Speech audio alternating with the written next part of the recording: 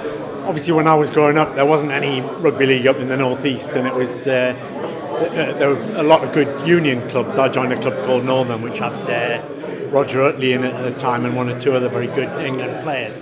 But as soon as I came down to London, I switched to league because I was fortunate enough to get invited to the Challenge Cup final at Wembley one year, and it was in Wigan's pomp when Edwards and Martin Fire and Farrell and people like that were playing, and I've just been hooked since. I love the atmosphere of it.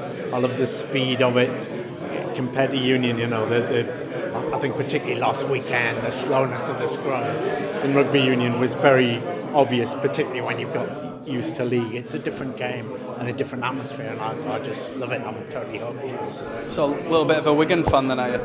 I'm probably a Wigan fan, yeah, if I had to nail my colours to the mast, but as I say, just really glory hunting in the 90s.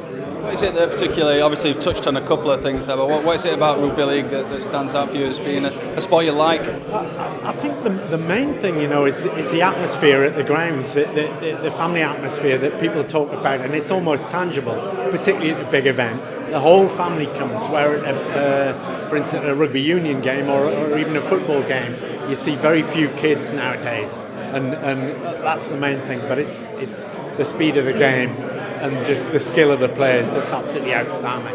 Obviously, this is one trophy that's on offer this year in the sport of rugby league. There's the Super League as well, and there's the World Cup as well at the end of it. You know, how much are you looking forward to that? Watching England go up against Australia and New Zealand. I mean, the World Cup's really exciting because all the great players in the world are going to be here, and just the way it's spread around. You know, Bristol and all Wales, over in Ireland, France, and Scotland. It's going to be a really fantastic event, I hope.